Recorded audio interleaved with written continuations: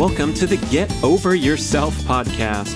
This is author and athlete Brad Kearns discovering ways to be healthy, fit, and happy in hectic, high-stress modern life.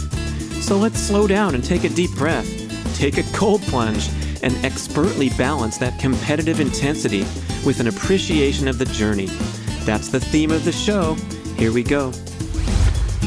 Let us give thanks to the show sponsors. These are great products and services. Check them out. It's so difficult to make the cut. AlmostHeaven.com for beautiful compact home use sauna kits. AncestralSupplements.com for grass-fed organ meats in a capsule. Easy. DNAFit.com. Genetic testing delivering comprehensive diet and exercise recommendations. WildIdea.com. Grass-fed, sustainable buffalo, beyond organic, and the Primal Blueprint online multimedia mastery courses. I'm your host. Learn more at the links on my homepage, bradkearns.com. I also have a new button called Shopping with Brad for other cool stuff at bradkearns.com. And here we go with the show.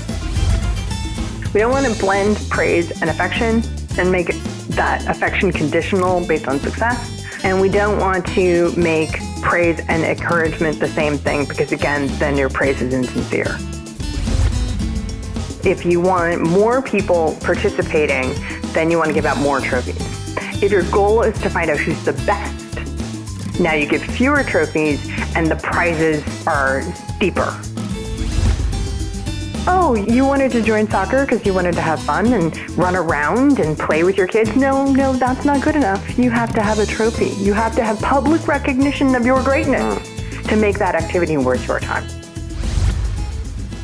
Okay, if you're ready to change your life, please check out the Primal Blueprint Mastery courses, of which I am the host. The exercise was to bring our books to life with a comprehensive online multimedia educational experience. We have the Primal Blueprint 21-day transformation, so you can go primal, ditch grains and sugars, learn what primal living is all about. We have the Keto Reset Mastery course. If you've built up some good momentum and now you're ready to try this keto thing and do it right once and for all and be guided step by step throughout the content in the entire book, The Keto Reset Diet, through video. If you're too lazy to read, just watch me talk you through the whole thing. We also have the Primal Endurance Mastery course, which is the world's most comprehensive library of interviews with experts, great athletes, and covering the entire content of the Primal Endurance book. An absolute must-have for an endurance athlete who's trying to do it right instead of get broken down and burnt out. And many other ones. We have a stand-up desk experience called Don't Just Sit There with Katie Bowman. We have a paleo cooking boot camp where you can cook for a couple hours on the weekend and have meals for your family all throughout the week. Great courses. Click the links at bradkearns.com and learn more. Welcome to my wonderful podcast with Ashley Merryman, New York Times best-selling author, thought leader and influencer of modern culture. Her work, along with her co-author Po Bronson, a Stanford professor, has caused us to rethink many of the basic notions that we have held near and dear about parenting and about the nature of healthy competition. Her books are called Nurtureshock, about parenting, rethinking our ideals about parenting, and the second book called Top Dog, about the science of competition. These were runaway New York Times bestsellers, had a lot of attention and interest. Ashley has been traveling the globe, doing consulting for corporations' athletic teams, and giving speeches to interested audiences who are willing to rethink some of these basic notions. I recall reading this wonderful article in New York Magazine in 2007 called The Inverse Power of Praise, How Not to Talk to Your Kids. And this article led to the book project, Nurtureshock, talking about these basic ideals that emanated from the self-esteem movement, how you want to boost your kids' self-esteem by telling them they're wonderful and giving every kid a trophy when they participate in sports. And pretty soon we enter the helicopter parent age where we are now recognizing all manner of fallout relating to this lovey-dovey type of parenting where we try to shield our kids from the trials and tribulations and competitive intensity of daily life. The Nurtureshock book the research done for that led to the next book called Top Dog, which was an absolutely fascinating account of competition, the science of competition, what's an appropriate competition structure to achieve the desired goals. Ashley talks all through these concepts. It's a fast-paced, fast-moving podcast, a lot of fun stuff. She likes to go off on this concept of every kid gets a trophy. She got roundly criticized when she first said it years ago. And so she's had time to reflect and think further. And now she's even more convinced that this is a terrible idea. Why? Lots of reasons why. One of them is these things end up in landfills and they don't biodegrade because they're all plastic. Fascinating account of how this whole trophy obsession started. You got to listen to the show to go deep. Thank you. Enjoy. Ashley Merryman. We're warmed up. We're fired up. We talked offline about some sports topics. I love how you're a sports fan too, but we got some big issues to discuss. Okay. First of all, I want to know how the journey's gone from, this is now almost 10 years ago that you got Nurtureshock and then Top Dog, these two big time books that you and Po Bronson wrote. Mm-hmm. What's that run been like? I mean, tell us, like, as an author, first you're buried, cranking these books, working hard, doing the research. I know that's a big part of your style of writing. Mm-hmm. And then the book's out. And then do you sit and rest on a beach, or are there other things? No, I don't sit. Well, occasionally I jog on a beach and then I'm pretty excited that I made it. No, I kind of joke that it's sort of a bipolar existence because, a good day when I'm working on an article or on a book is me laying on a couch with a pile of 3,000 or 4,000 pages of scientific journals. A really fun day is going to a scientific conference and running around and meeting the people whose papers I've read and hounding them with stupid questions. That is like the best day. And but a lot of writing is a pretty solitary thing, and if I'm on the phone with someone for a few minutes for an interview, that may be the only human contact I had during that workday. I mean, I'm thinking and working and writing, and but it's pretty quiet. And then the book comes out, and it's a year or two of speaking and interacting with humans. That's very fascinating and exciting when you haven't done that for a year or two. And all of a sudden you're like, wow, look at all these people. Woo, I've read about you. I've written about you people. Oh my gosh, your people are just like what I read about. That's so cool. So yeah, I think I call it a bipolar existence. And but I love both of it, actually. I love the learning.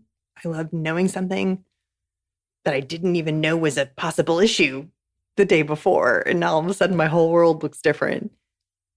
But then being able to actually talk to people, whether it's one-on-one or giving a speech, and, how you communicate something's different one-on-one and, verbally than it is on the page. But it's also then that an immediate feedback, the feedback. Does that resonate with you? When you write an article, you hope it lands. When you write an article, a book, you hope that made sense. But you're never really sure until someone sends you an email that there was a typo on page blank, blank, blank. Mm-hmm. If you're giving a speech and you see a bunch of people nodding or laughing or looking at you like, are you completely crazy? It's a very different experience. So you get it more in real time. I got to get competent at both. I think they probably complement each other. Yeah, I think so. I mean, I think that, I don't know if everybody likes both. I think some people really like the writing part and some people really like the speaking and stuff. I like both of them for different ways. I think both of them challenge me. And if they challenge me, hopefully that makes me better in both directions. What kind of groups are you generally talking to? Well, I think that, so we have, as you mentioned, 2 books, Nurtureshock and Top Dog, and the audiences often tend to sort of split between the 2 of them. So a parenting organization or a school or a teachers group would want me to talk about something, maybe Nurtureshock, and then, sports teams, parenting coaching groups, business leaders will want to talk about high performance and performing under pressure and those kinds of issues that we talk about in Top Dog. But then there's obviously some overlap too. Yeah. So in Nurtureshock, we were compelled to second guess a lot of these long-standing notions about parenting that turn out they might not be so healthy. And some of them are kind of, people are still not awakened to this or haven't even heard about the idea that maybe constantly praising your kid and obsessing with their self-esteem is not going to serve them in the long run. So can you talk about just the basic notions that came out of the gate, where you were probably hit with some controversy when the book came out too, you and Po Bronson, co-author? Yeah, well, it's interesting because as you mentioned, it's almost been about 10 years now, especially if you look, the Nurtureshock sort of genesis came from an article that we wrote in New York Magazine. And that sort of, the reaction of it was sort of amazingly huge. Is this the inverse power of praise? Yes. Oh, okay. And that was before the book? That was before the book. I didn't realize. Yeah. I got to tell you, I read that and it changed my life on the spot. I read it in 2007. Mm-hmm. And I think about it as a parent probably every single day since then, one way, shape, or form, and just catching and reflecting on the way that you communicate. It was huge. And I guess the effort-based praise was the big takeaway there. What was the thing that kind of kicked off the book idea because of the reaction? Well, we definitely, we were reading, and I had read Carol's work, Carol Dweck, a researcher she was at Columbia and now she's at Stanford, and how you should not tell kids they're smart. You should tell them that they worked hard. And the difference there, I'm going as short as I possibly can because a bunch of you probably already know this. Just to shock your ass off. I don't know, man. That's a big one. It's interesting, actually. And the reason it's kind of, I'm never quite sure, does everybody know this or just nobody know this? It's so obvious.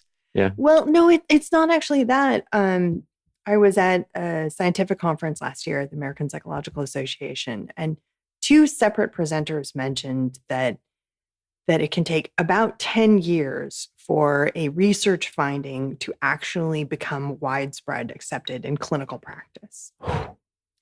And I heard that number and I was like, that's just terrible. And it was interesting that two separate, unrelated, and I don't actually know if there was a study to actually determine that, but that seems to be the rule of thumb. And at first I thought that was just completely insane and almost tragic. Because if there's good research on how to help someone, it's really sad that it can take a decade to get it out there. And then I thought about Nurtureshock and that, I'd written it about 10 years ago. And there are still people who are saying, wow, I should stop telling my kid they're brilliant all the time. And I'm like, yeah, actually, that's a really bad thing. And, oh yeah, look, 10 years. Huh. But the reason that, and skipping some of the underlying mechanisms, if you want, I can. But the top line that I think is important and what reminds me every day, just like you, is that whether it's praise or failure feedback, either direction, you don't want to be focusing on who someone is, but what they do. Because I can't change who I am, but I can change what I do. I have control over those actions. So when you tell a kid, you're so smart, when you tell an athlete, you're a natural athlete, or you tell someone else, you're a natural klutz, the answer's, okay. What do I do with that information? Yeah. Well, that's a good comparison. Pack up and go home, right? Obviously, we don't want to do the negative stuff. You're a loser, kid. That we know that doesn't work. Right. But then a natural athlete, what's wrong with that? You're smart. Mm-hmm. You're beautiful as a female. Mm-hmm. Oh boy. And Carol actually said, we think about it exactly in your point, that if a kid's playing ball in the house and you told them a million times, don't play ball in the house, and the ball breaks a window or breaks a vase, no one thinks the appropriate response to, I broke the vase, was, you horrible child. But if that same child comes home and says, look, mommy, I made a vase in art class. Oh, you wonderful child.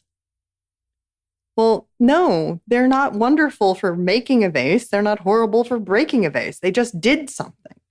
So you want to respond to what they did because that keeps the control in their corner. and using those specific tasks. And that's true for kids. It's true for grownups. You know, I mean, if I told, you know, I was just talking to someone, you know, about the science of feedback. And if I told you, if you and were working for me and I was your boss and I said, you know, you're unreliable. What's the answer? Okay, sorry. What are you going to do about it? And if anything, I just gave you permission to be unreliable, didn't I? Because that's what I expect of you. Yeah. So I may actually encourage that behavior because you may not have thought you were unreliable, but now you know that's what I expect of you. So you may live down to my opinion. So the better thing to say is, you've been late for 3 meetings in a row. What's going on? Because now you can explain to me, oh, I didn't know they were that important, or I didn't care, or I got caught in traffic, or who knows. But now we actually can address 3 specific things and we can fix them in the future. We can't fix unreliable. We can't fix you're a genius. We can't fix you're an idiot. No, and all of them, I think, in some ways are teaching learned helplessness. They're all about, do you have an innate ability to either succeed or to fail?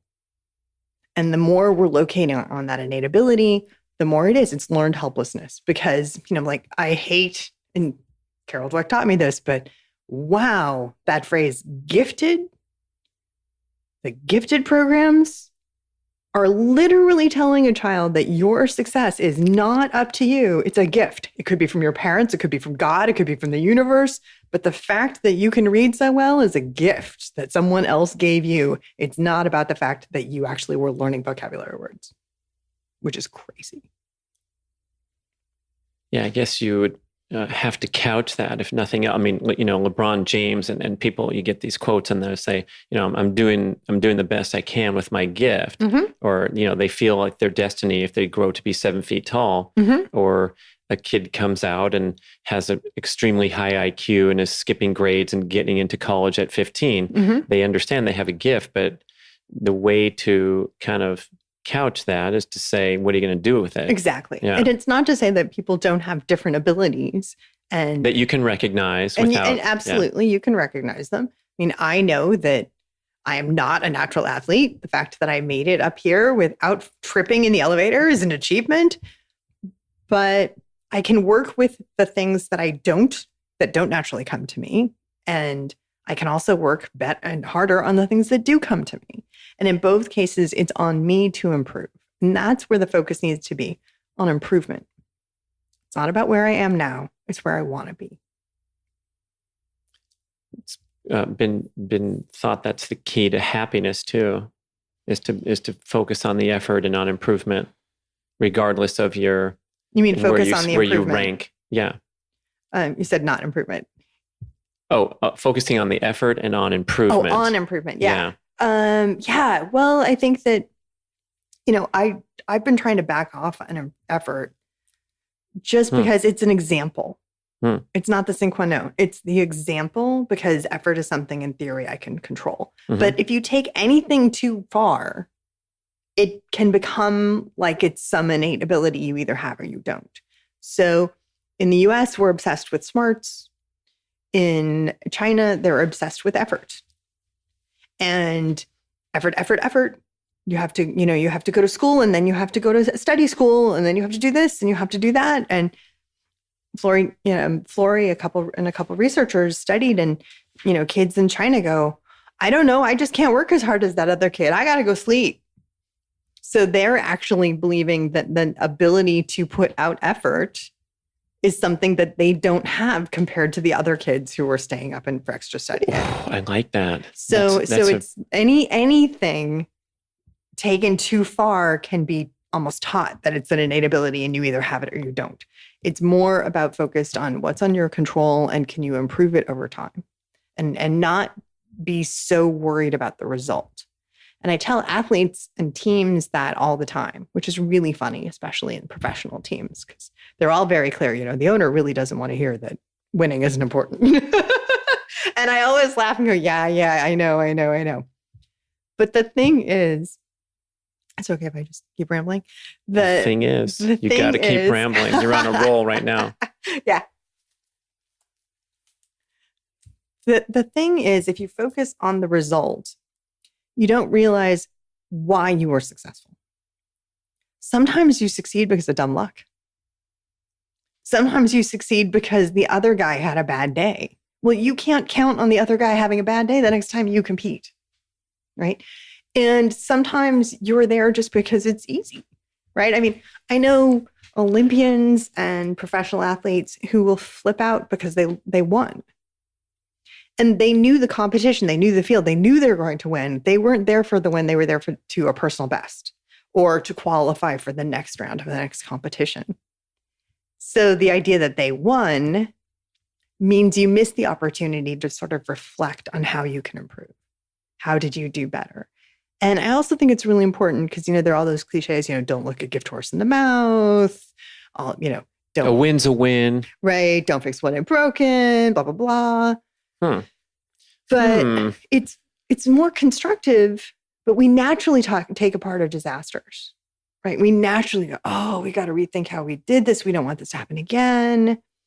It's less natural to take apart your win, again, for all those reasons. But if the normal course is win, lose, or draw, we sit here at the table and we talk about what went right and what went wrong, then it's less traumatic to do it for the loss. Mm-hmm. Because it's not like, oh, well, we lost. We better sit down. You kid, you did badly on this test. We better talk about what just happened and what went wrong. It's like, no, that's just what we do. We always talk about how we can improve no matter what. That makes it less of a big deal, makes it more empowering, less threatening, and more engaging. Yeah, the great champions do that. Tiger Woods wins the Masters by 12 strokes and then decides to rebuild his swing and fall off from his peak performance level for 2 years while he's honing a better swing because he knew that he was relying on great timing and that his great performance notwithstanding. But it's an extremely rare example. Like most people who blow away the field in a major are not going to go tweak their swing immediately after. Right. Well, that one is such an extreme thing because I don't know if you had asked him at the time. I don't know, maybe you do. But if you had asked him, yeah, but you're not going to win for 2 more years. Would he have said, oh, well, maybe there's a middle ground or maybe there's a different approach or maybe I should just keep going then? I don't know. That would be really interesting to ask him. We should tweet him to see if he answers. Yeah. But I think that the idea that, are you willing to sacrifice a period of wins or successes when you could be successful in favor of that development? I think that's pretty interesting. I know that there's some researchers who've looked at like the evolution of high jumping and the flop and going backwards or forwards. And how do we do that? And people are like, oh, that's just completely crazy and it's never going to work. But when you actually look at the history of how they were doing it, it seemed more of a natural progression and not some sort of revolutionary thing. It's just those of us who only watch, high jump or those kinds of activities during track and field for the Olympics and the national run-up didn't see how it was going for the previous 2 years of experimentation. But I think that at least a short-term willingness to say, is this working or not working? And what am I going to do tomorrow is going to be really important. And it's also just a way to keep yourself engaged. I think if you're just, constantly winning and crushing, isn't that going to get boring at a certain point? You got to figure out some other way to keep yourself motivated. Oh, and if you're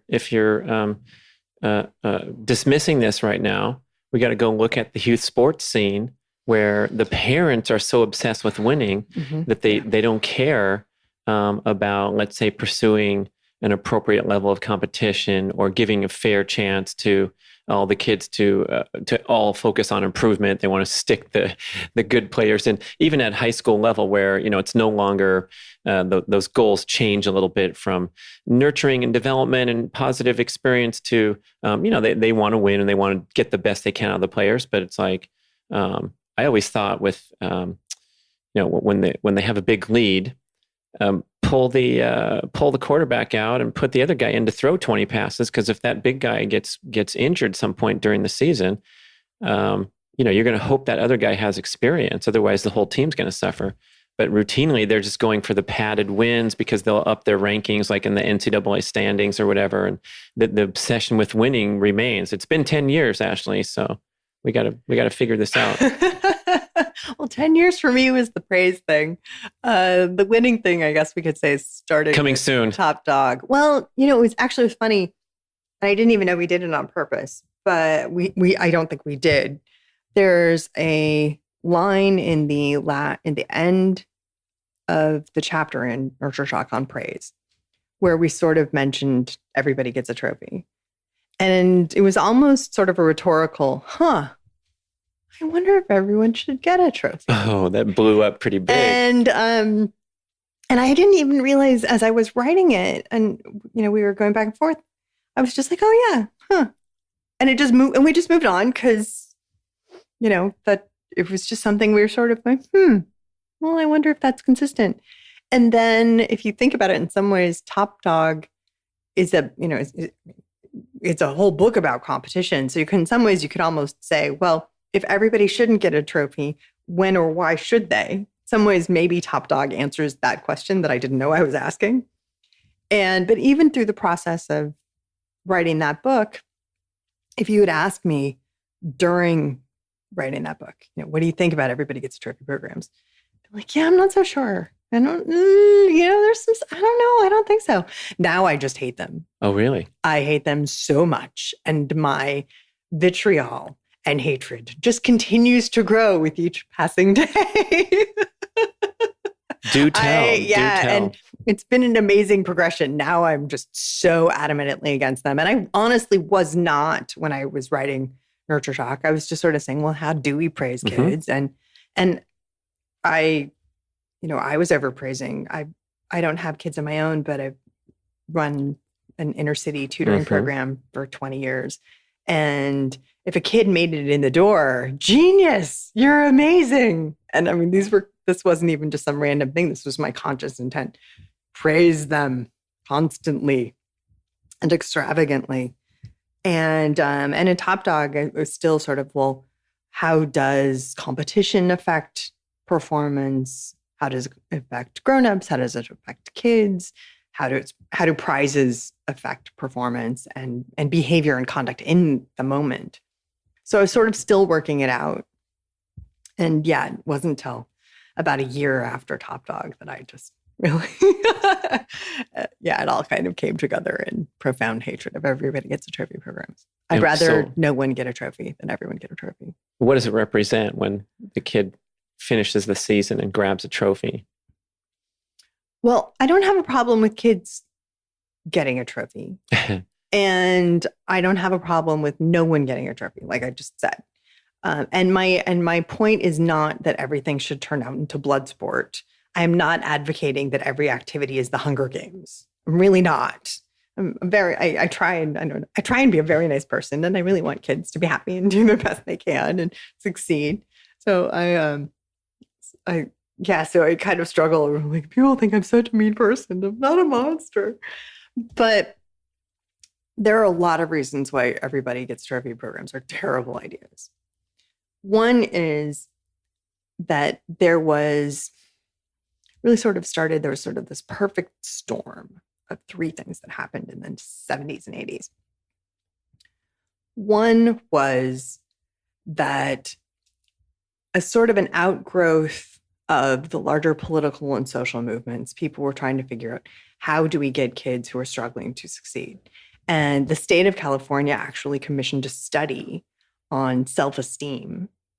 And the original construct of self-esteem wasn't the same as what we think of it. So it was almost more of a sort of id, ego, who are you?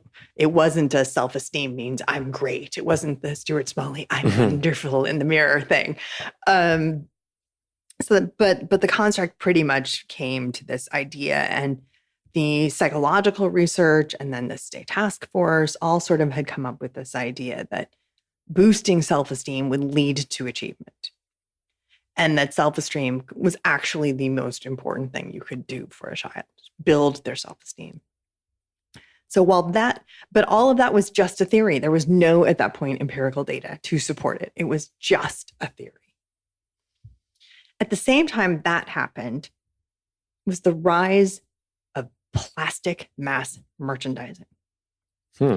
And all of a sudden trophies, I mean, if you think about it in the 30s and the 40s, a trophy was that big silver loving cup that was at the country club in like the behind the glass, right? Nobody had a trophy at home. A trophy was the thing that, you someday someone's name was inscribed in the plaque, like the Stanley Cup, but every country club or the high school or something, you had the trophy case. Behind glass. Behind glass, right?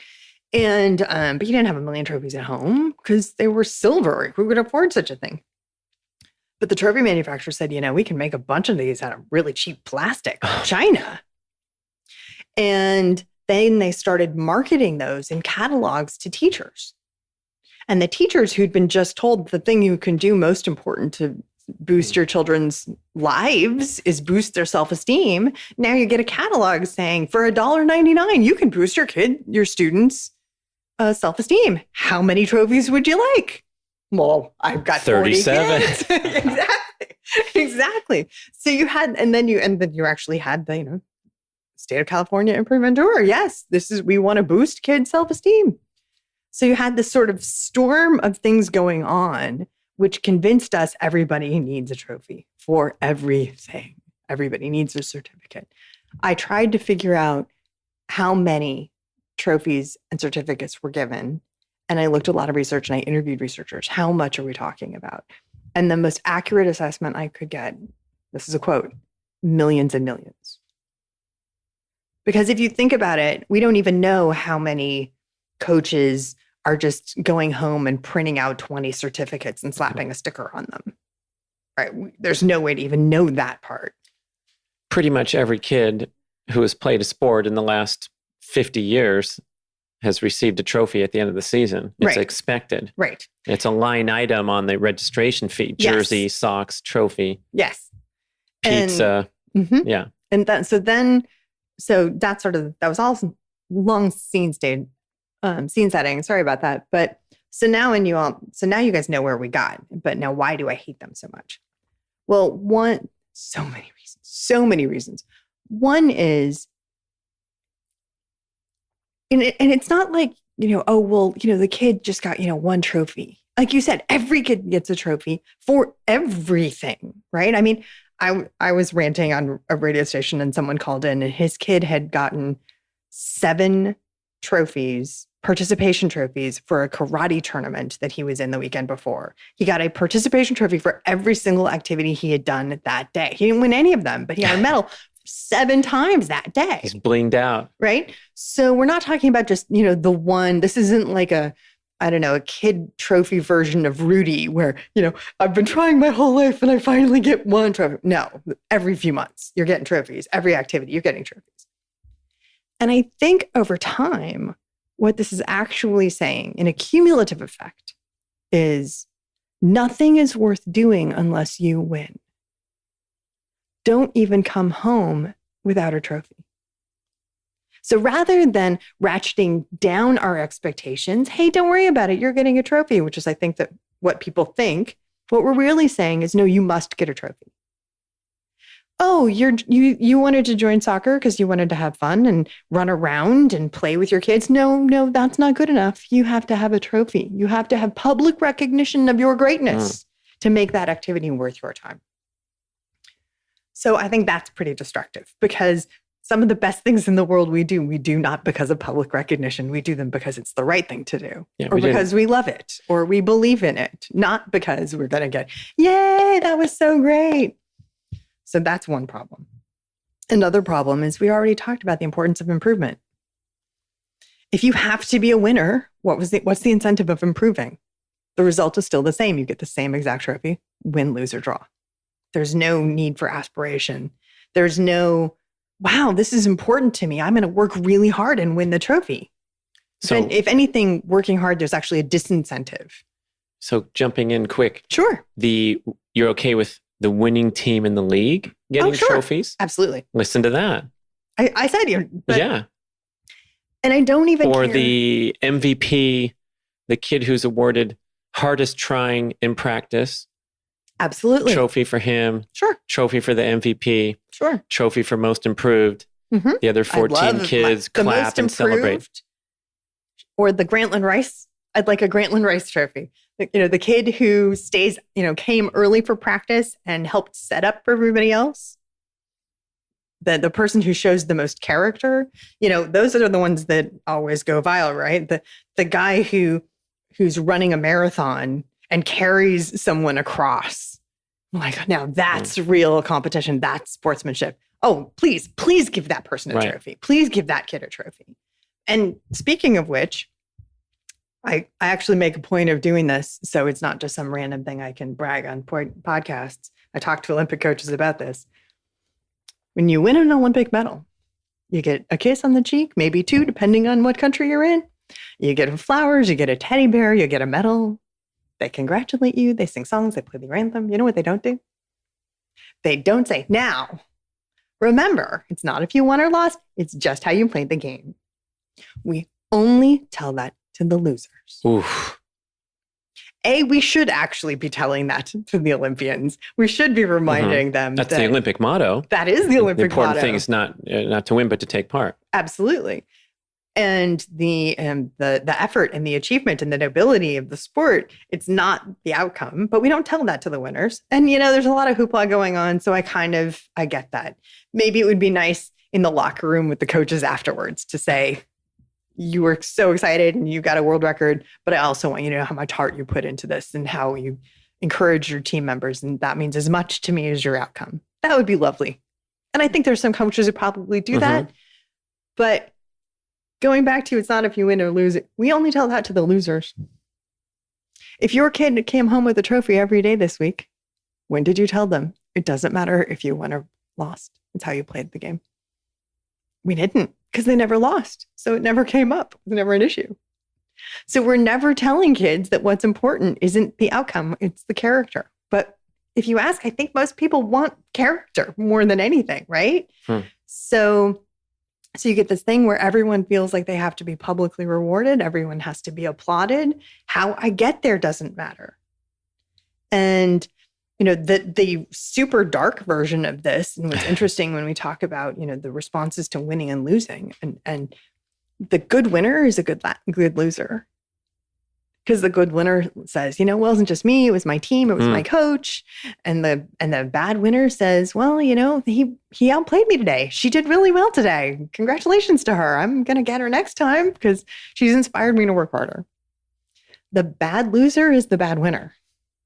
Well, coach is just out for me. The ref wasn't fair. Someone, and a winner, well, same thing. Well, wasn't what any of them did. I did this. I earned this all on my own. Yeah. And that mentality actually can, even Carol Dweck found this in her research with praise, that if you believe you are inherently good, and I don't mean like people are inherently good, I mean you are inherently awesome and should be celebrated good, that you're entitled to the win.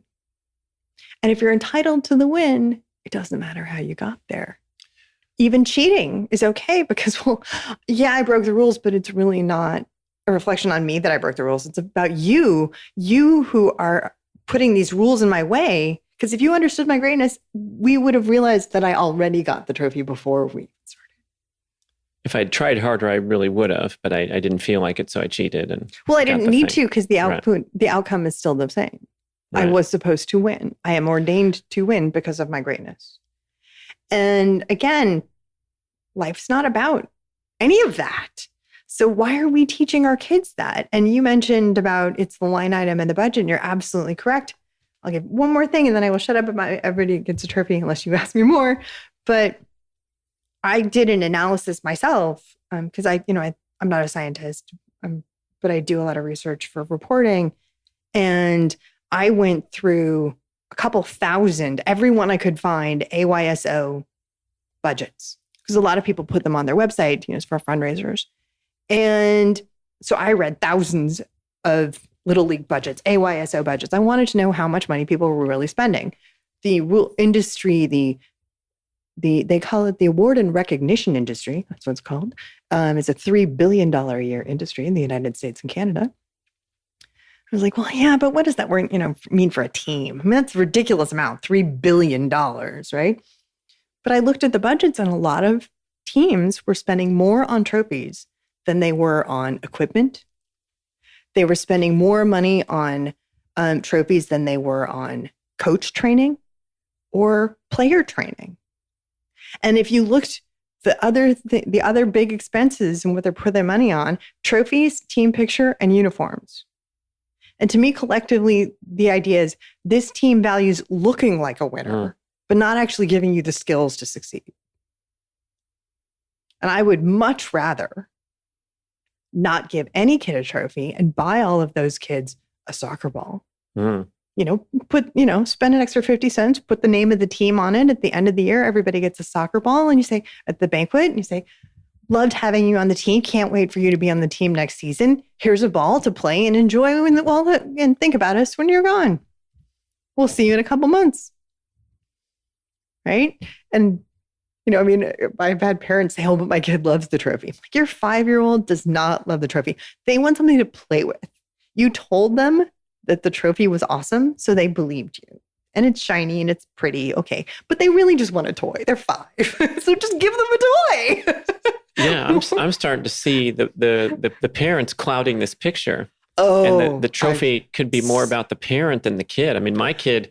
That I've heard lots of coaches say that they want, and it's funny too, because sometimes the kids say, or the parents say, oh, but my kid worked so hard.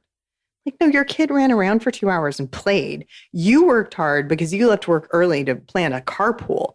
If someone deserves a trophy, maybe it's you. It's not your kids, right? And I've asked coaches, do you like, and this is from Pee-wee all the way up to professional. I'm like, do you like everybody gets a trophy programs? And most of the coaches are as virile in their hatred as I am.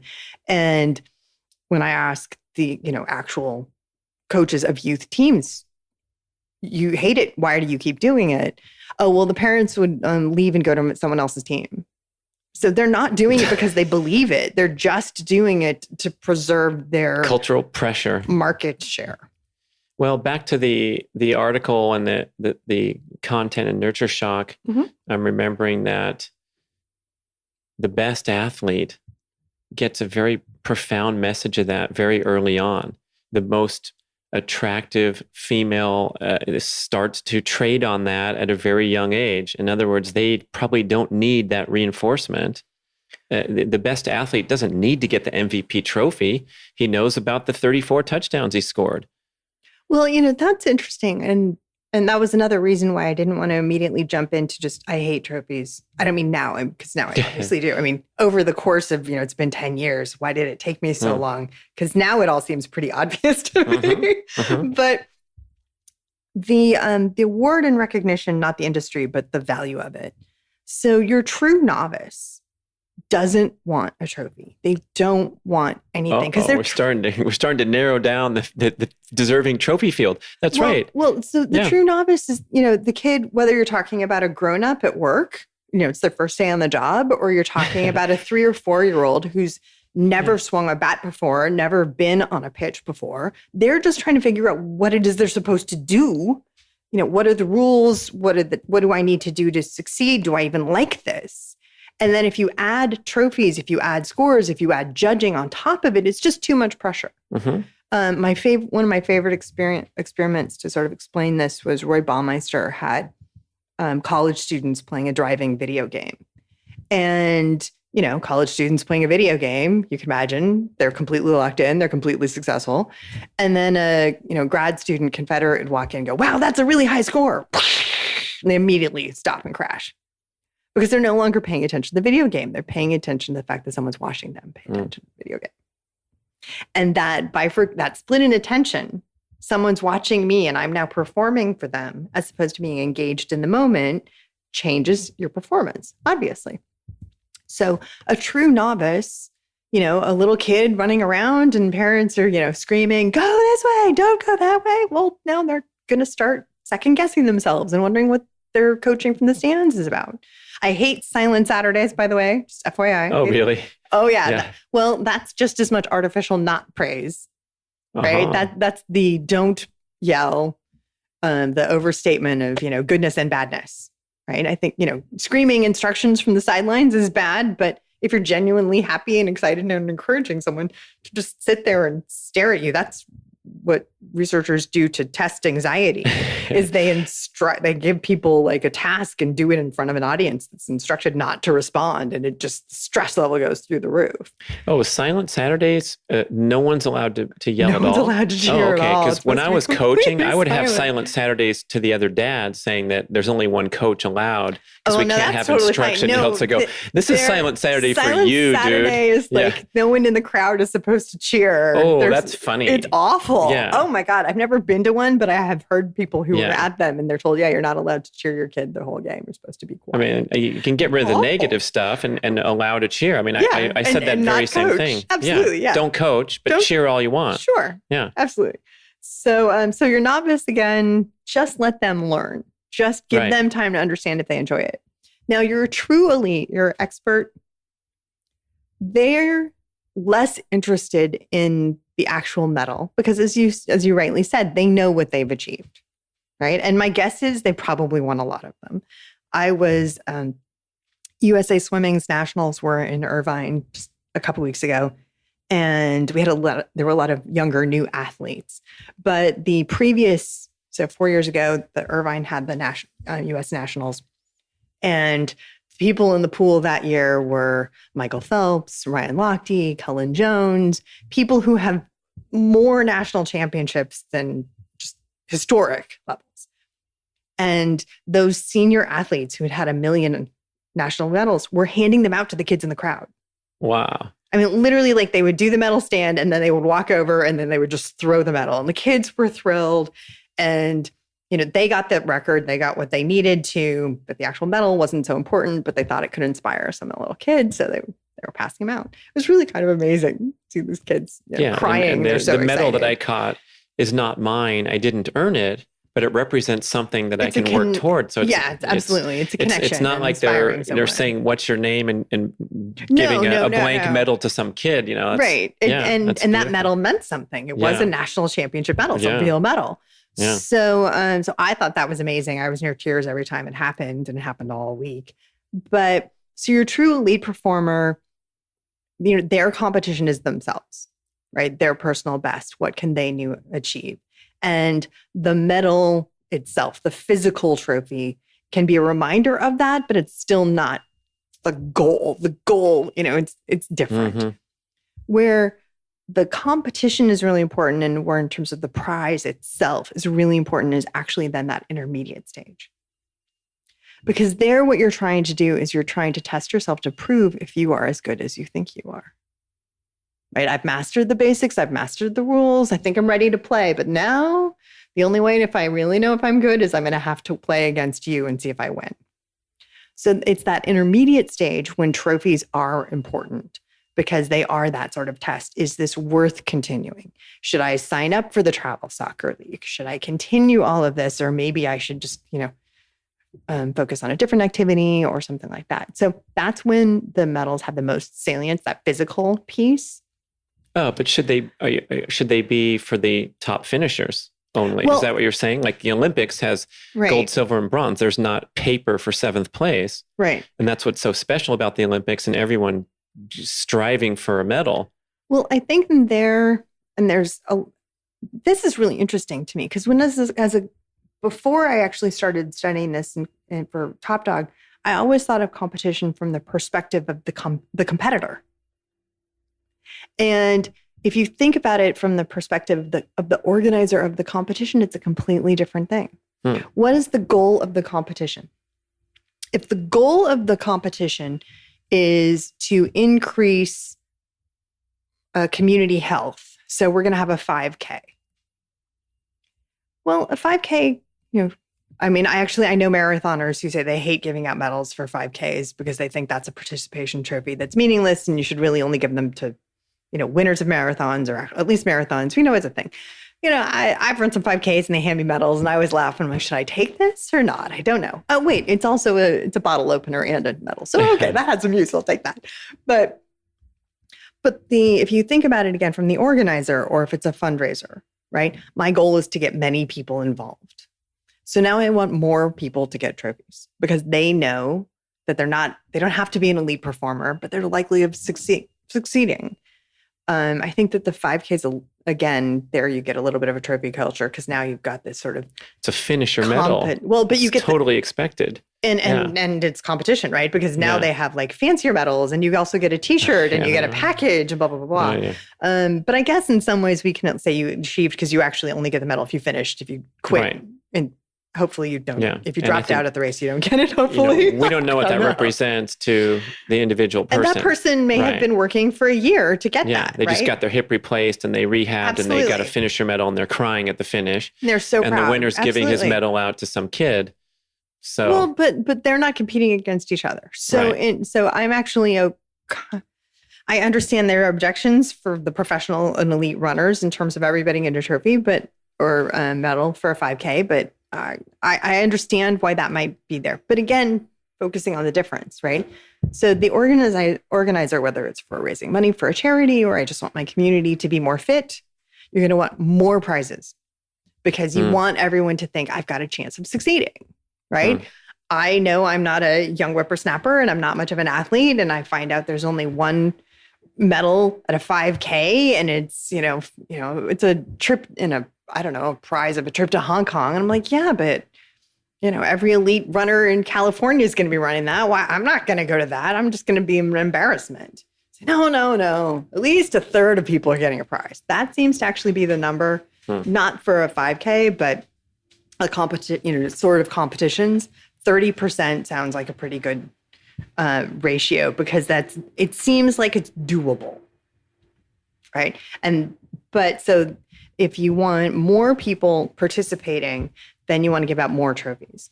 If your goal is to find out who's the best, now you give fewer trophies and the prizes are steeper, right? So 100 people will get a gift card to Starbucks. The top 5 finishers will get cash. The top prize gets a trophy and a trip and blah, blah, blah. Now what we're trying to do is find out who's the best. It's going to mean we have a smaller entrance pool, but we'll get better performances. So you have to ask, why are you actually trying to have this competition and be mindful of it? But that is so different than every kid gets a trophy. Because they're not thinking about how it affects the community, how it affects their team, how it affects the player individually. And that's another one of those things when I, again, back to that kid who broke a vase or made a vase. We all, I think, understand that the appropriate punishment for a 3 or 4 or 6 or 16-year-old is not the same. But we don't make those same distinctions for praise. We don't make those same decisions for rewards. The 3-year-old, everybody gets a trophy. The 6-year-old gets a trophy. Everybody gets a trophy. And in some ways, even the 16-year-old, everybody gets a trophy. So why is it that we're not actually looking at developmentally appropriate ways to encourage and in keeping kids engaged as we do in the same questions for punishment? We just never have that conversation. And I think it's missing a really important understanding.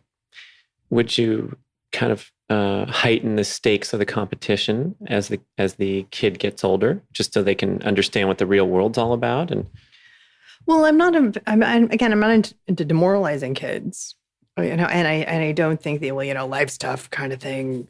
Suck it up. It's not necessarily excuse me. I think that having a sort of life sucks approach doesn't really motivate. Right. I mean, I walk to school uphill both ways in the snow, blah, blah, blah, blah. No kid has gone, okay, even if it was true. Wow. So motivated now. So, yeah. Oh, good. Okay. You're motivated. I, as a kid, heard those stories and I was not motivated. Right. But I don't think it's about automatic age and life's tough. I think it is located on proficiency. So if you have a 5 or 6-year-old who's playing with 8 or 9-year-olds and has really got it down, then they're ready for more complicated and tougher competition. If you have a 5-year-old who's still walking around, can't figure it out, then. So I would locate it more on skill set and kids' individual maturity rather than ages or, when is it that we say life is tough? Mm-hmm. But again, I don't want to focus on losing. I want to focus on improving. And that's true with winning or losing. So that's why, I want the kid who has the most character to get a trophy. I want the kid who's got who's most improved. He may still be the worst kid on the team, but when you talk about effort and heart and how much he's progressing, that kid deserves a trophy because he may have worked harder and grown more than any other kid on the team. So would I want to celebrate that kid? Absolutely. More than the MVP. Sure. I'm fine with giving an MVP an award, but if you wanted me to figure out size, who gets the bigger ones? I don't Yeah. Yeah. At Meadow Oaks Camp out in the valley, I went there for years, and they had a Camper of the Day award. But there's hundreds of kids in camp. There's 400 kids in the camp. And it was a mug, and it said Meadow Oaks Camp, Camper of the Day. And it was a great celebration at the end of the day for the kid who got Camper of the Day. And it could have been for any reason. This kid broke the record in the challenge of running up the hill and hitting the bell. The next day is a kid who fell and got up, who's 5 years old and got the Camper of the Day. The next day, it's a kid that stuck around and fed the horses and cleaned up. And so I thought it was really healthy because it was something to aspire to that was very hard to get. There's one per day out of 400 kids. And it was random in the sense that it wasn't like you could push someone out of the way and go get Camper of the Day. That's kind of interesting. I like the fact that there was only one of that many kids. I've actually, again, heard of kids who get trophies every day they go to camp. Every kid. Because it's a one-day camp, so you sign up every day, so you get a camp go trophy every day. And I'm like, oh my God, please make it stop. And if I can't appeal to you in terms of social and psychological well-being, just think of all of the landfills that are being filled with trophies. But because you can't recycle it, and nobody wants your old participation trophy for their kid. But but what I worry about in a scenario like that is, are you truly and maybe because it's only one kid, maybe you can find something worthy of trophies. But I know a lot of people say, oh, well, everyone gets a trophy for their own special skill. But then, you find it's like, well, he got it for best laugh. And that kid got it for, and you're like, you are just We're digging deep here, man. Stretching and desperate to find something. And every kid in the room knows it. Right. Oh boy. So, and so when you have to manufacture artificial praise so that everybody keeps winning, again, that's sort of where my spidey sense goes, oh, I don't know. If it's one kid out of that many and it's a genuine recognition, but why did it have to be every day? And I also don't really like again, if, someone's really working really hard and going out, then I'm okay with recognizing them at the end of the season. But, things like, you get a sticker because you were nice to your friend in the playground. Well, you're supposed to be nice, right? You got a sticker for, putting the trash away. Well, that's just what you're supposed to do. Yeah. So bribing kids, rewarding kids for things that they just should do is another thing that I think is just really bad behavior. Well, we go through our lives the whole way. Then we go, I finished the spreadsheet on time. Here, Ashley. Absolutely. Here you go. Right on time. Yeah. Wait, give me some praise. And it's like, well, isn't your job to do that? Well, you say that. Yeah. But Same with the emails. Like now I love on Gmail just came the new version. You have those buttons at the bottom. It says, great, thanks. You just hit it. Because so often, like, you get into this mode where the person's expecting a reply. I'm going to say goodbye to you and say, thank you so much for coming, and then send a follow-up email. You'll say, thanks for having me. It was great, except for the first 15 minutes when we got off track on sports. I had to turn the recording off. And then, sorry. But it's like, my fault. Now we have a button to push. So it's like, great, thanks. You're fantastic. Thanks. I'll program in my own. Insincerity buttons on demand. But it concerns me because there is that level of insincerity that's just floating around. And it's just routine. We don't even think about how insincere. I know a company where they had a website of photos of VP and above. And the receptionists and assistants got mad that their pictures weren't on the website with the senior officers. And I'm like, well, we should be recognized. We work hard. So, well, yeah, but you've been here a week. Huh? It was... no, I always get praise. What do you mean? And there are tears if they're not. So they added everyone's pictures. Oh, they did? Oh, yeah. Couldn't handle it. I guess it would help if, they were smiling and it's the first person you see when you go there. Oh, I recognize you. Yeah, I'm in the right spot. But that's not what they did. To waste your time demanding your pictures on the website that's funny. Yeah.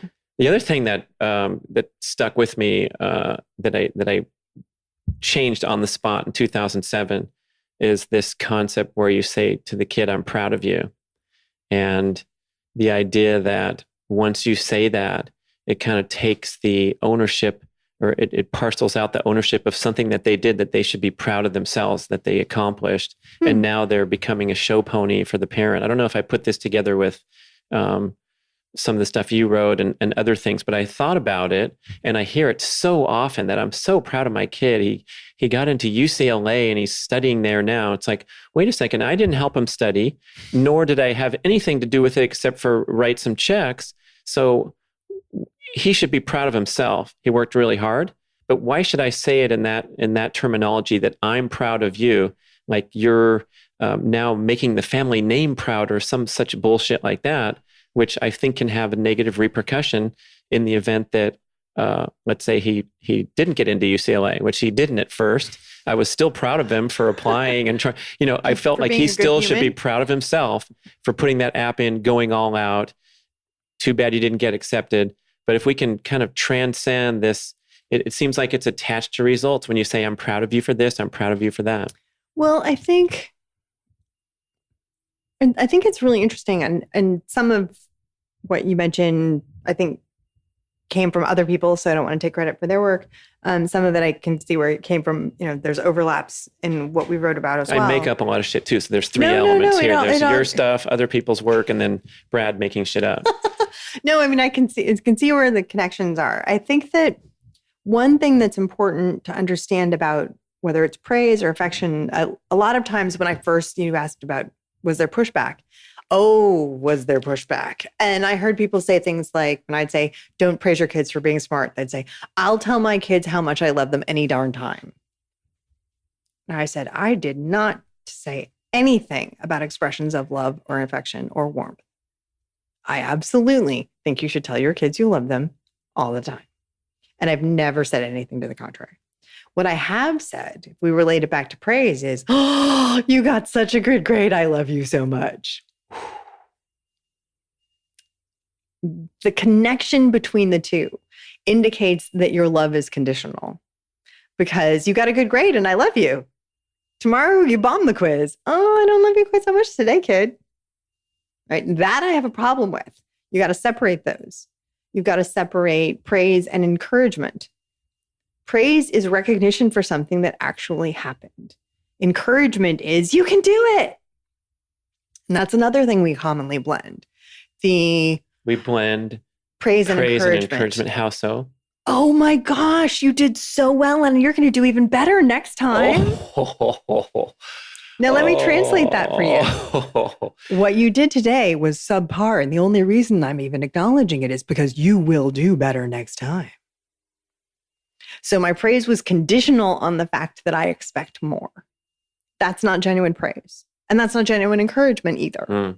So if you're genuinely happy with what someone did, it could be a kid going down, a 4 or 5-year-old going down a slide. If I went down a slide at 7, you should have praised me because I was afraid.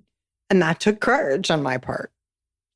If another kid who wasn't afraid of slides and was going on roller coasters at 7 and he slid down, don't praise him.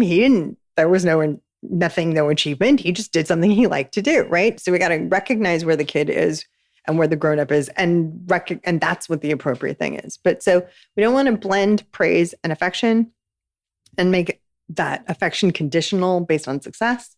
That's where, perfectionism, we can do a whole other thing about perfectionism if you want. But, and we don't want to make praise and encouragement the same thing, because again, then your praise is insincere. And once your praise is insincere, I don't need to keep listening to you, right? "Oh, you're just my mom," or "You're just my dad. You just said that because you have to say that." And what's the response? Yeah, that's actually true. So that I think is related to what you're saying about pride. I think that pride is an interesting form of, I don't even know if it's praise or an emotion. I mean, there's definitely an emotion element to it. I think I'm genuinely happy for someone and happy for their success. And sometimes I label that as pride. Mm-hmm. It's not that I expect reflected glory, right? Mm-hmm. It's not that I expect you to think better of me because my friend succeeded. And I think that's where the problem is if I'm proud of you, but that means other people are going to look well upon me because of your success. And that, I think, is, what you were saying in terms of your kid. Now, on the other hand, you did do stuff, right? You didn't just write some checks for your kid, that you're being humble, but, you helped them study. You gave them a supportive environment where they could study, even if you weren't actually sitting at the table helping them study. You encouraged them to work on their dream. And I don't think those things are unimportant, super important. Oh, well, I'm proud of myself for being a good parent. And I think my son should be proud of himself for achieving his goal of getting into college.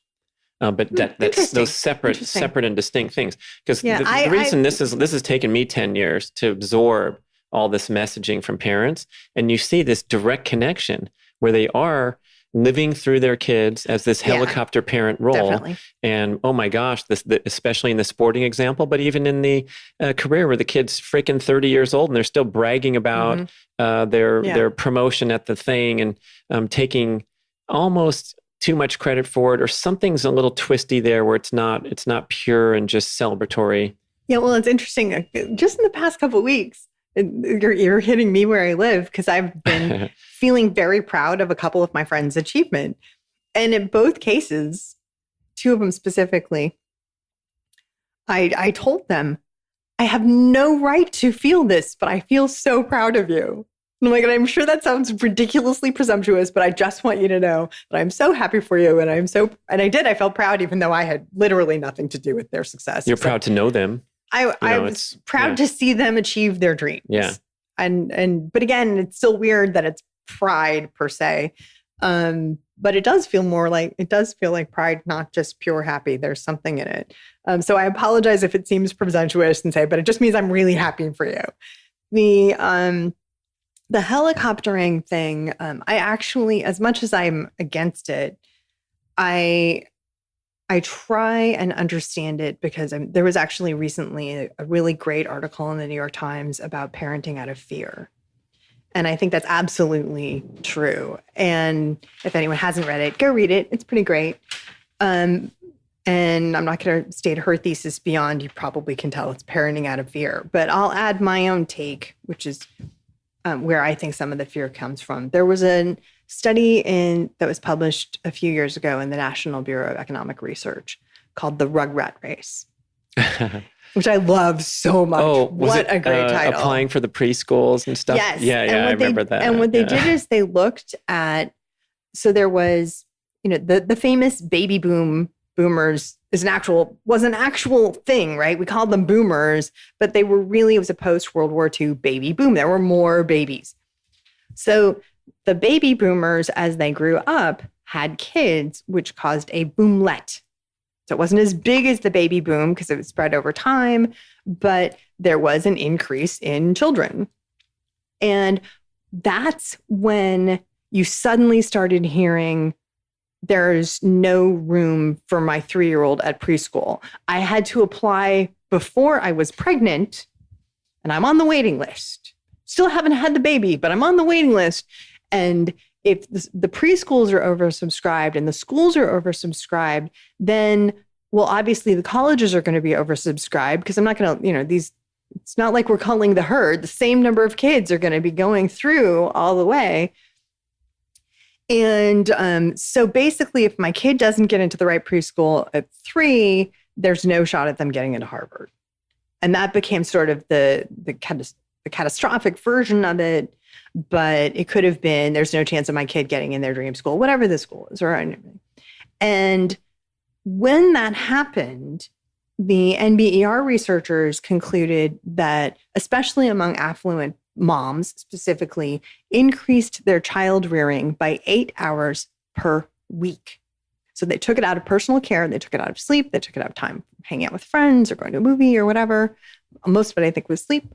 But if you think about 8 hours, it's a full work day was now devoted to child rearing. Like flashcards and additional enrichment opportunities. Absolutely. Or get the kid to the soccer game or get them in the right soccer league. And that then, so they were actually putting in more hours so that their kid would be, it's the only word I can think about it, more competitive in terms of the preschool selection and that grade school selection and ultimately the college selection. And while that was happening, then you started seeing resume building for children and parents. And I think that's still happening. And so now you see that, my child doesn't speak Mandarin fluently at the age of 4. I am a terrible parent. I have failed them. So we're jamming kids into as many organized sports, as many competitive activities, whatever they are. And the kid has to be the world's best by 3 and maintain that forever. And the boom was over. It's been over for a decade. You're going to get letters in the mail. Come to our college, please. Yeah, actually, UCLA, of kids who get accepted, a lot of them turn it down because they also got accepted to UC Berkeley or Harvard, or they just decided not to go to college for a year. So most, and there are still thousands of colleges that take everyone who applies. But it's really hard. Nature abhors a vacuum. It's really hard to tell a parent, calm down. Don't let your kid doesn't have to do an event every day. It's really hard to tell a coach, don't give your kids trophies, because the parents say, well, what do we do with the trophies there? The award banquet, isn't it an awards banquet? Shouldn't you have awards, right? It's really hard to stop doing something without something in as a substitute. So I think that those helicopter parents are really worried genuinely that their kid has to succeed in everything, because there just don't seem to be any mulligans in this sort of developmental pipeline. And from the parents' perspective, I understand that. And I don't disagree, really. I think that ultimately your kid, not every kid needs to go to Harvard. Not every kid needs to go to college. They need to follow their path, whatever it is. And if they believe they're a success because they're a good parent or whatever job they have, that's all fine. I don't care. I don't care. But I do think people are struggling with that, and that the pipeline is less forgiving than it should be. A few years ago, was giving a speech to heads of private schools. And they all completely had bought into Carol Dweck. Don't praise kids for intelligence. Kids need to learn how to fail and overcome adversity. It was a revival meeting. Oh yeah, absolutely. Oh yeah. Thank you for buying in. And go back to your private school now with your tuition and then I said track record. And then I said, okay, now you guys are the heads of schools of some of the more important schools in the country. How are you going to implement this in your schools? I said, and I said, one teacher in my high school, because I went to a private school, and I will never forget this. I remember exactly what this one teacher did. One teacher said, that one bad grade can screw up your whole class, right? I mean, if you just mathematically, a 1 F on a quiz, it takes 7 or 8 A's to counteract it, right? Now, you're not an F student. You're not a C student, but the F just crushed you. So he actually threw out the low grade. Wow. One low grade because he didn't think it was representative of where you are. If you were normally a C student and you got a D or an F, you were no longer a C student. You were an A student, whatever. So he basically gave people an institutional mulligan. He told them at the beginning of the semester, don't freak out about every single quiz. You're allowed to have a bad day here. So I threw that out to the heads of schools and I said, that doesn't have to be the thing. I liked it. It meant I wasn't hysterical every quiz. But are things like that, can you do something like that in your schools? And suddenly the cheering stopped. Oh, because they're stressing about that suggestion? Yeah. It was because it hadn't occurred to them. Their rigor will go down or something. Well, I mean, I don't think it occurred to them. Yeah. And I was like, and I'm like, you're the heads of schools. I'm not. Yeah. I'm sure you guys can come up with more creative things than that. That's just the one I know about. Yeah. But how institutionally are we actually allowing kids to fail? We're now telling them they can. But experientially, when can they? Yeah. Without it being devastating? Oh, if you get a B, you're not getting into UCLA or Berkeley or the selective schools. Absolutely. Literally in high school in 4 years. Right. Yeah. Yeah. You're not allowed to not be perfect. Yeah. And one teacher at my kids' high school, you had the option of coming back and improving your test score to get an A. Mm-hmm. So if you really want to get an A, you could go back 3 times and keep retaking the test or working through the problems that you missed. And I was like, wow, it was a mind-blowing idea. Yeah. It's not used often, but why not? Because then I mastered the work. It took me 4 extra sessions in the afternoon to come back and work through those problems because I missed 6 problems on the test. And now I got 4 of them right on my second take. Then I got the last 2. And so I got this? 100%. And when was this? This was at Placer High. I can't even remember which. I think it was Foley. But isn't it amazing that you remember exactly how many questions you got wrong and how you got to do it? So these opportunities where a teacher or a coach or somebody comes up with a way for you actually to work through that failure and improve lasted with both of us permanently for our lives. And I think the sad thing is we remembered them because they were the exceptions. Yeah. And they were innovative. But what if every one of your teachers had a program like that? Then I guess you get more straight A students applying to the schools and we'd have the same problem of how do we select out? Yeah.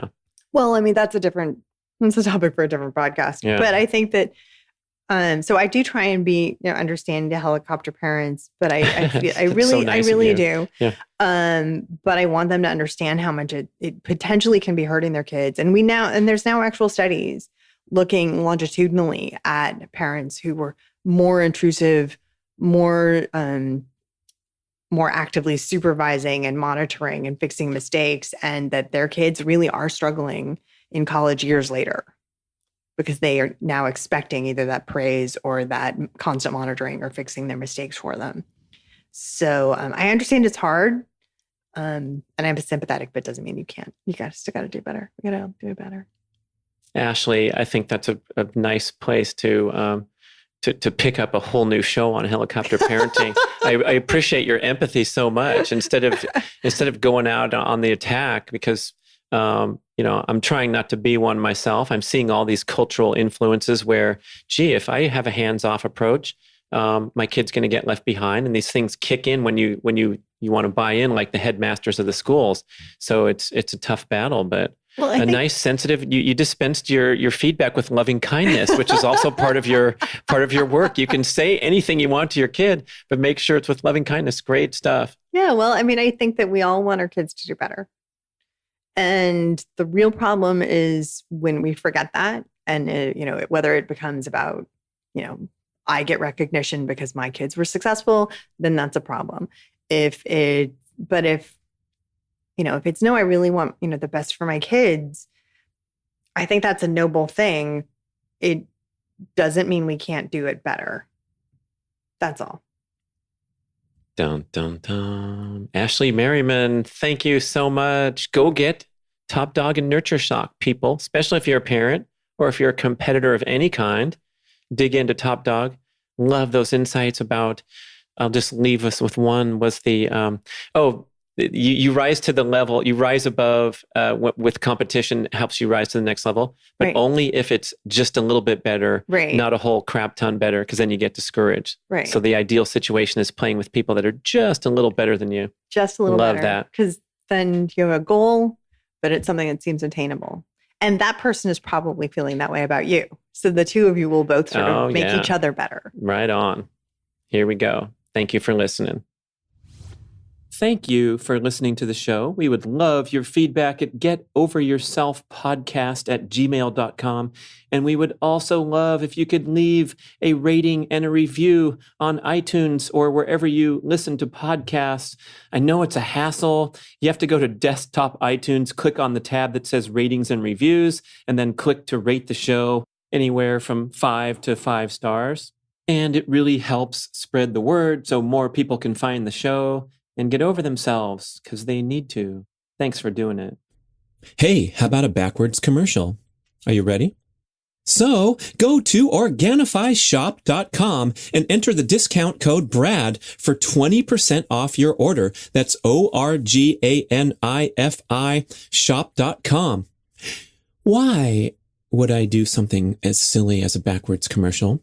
It's because I'm positive you have to try this stuff. Trust me, order some now. It's going to change your life. Organifi is an organic superfood supplement company. They're known for their greens. You take them when you travel, get all your nutrition. But I like their top secret Organifi Gold warm relaxation beverage. This is the single best tasting tea you will ever try in your life.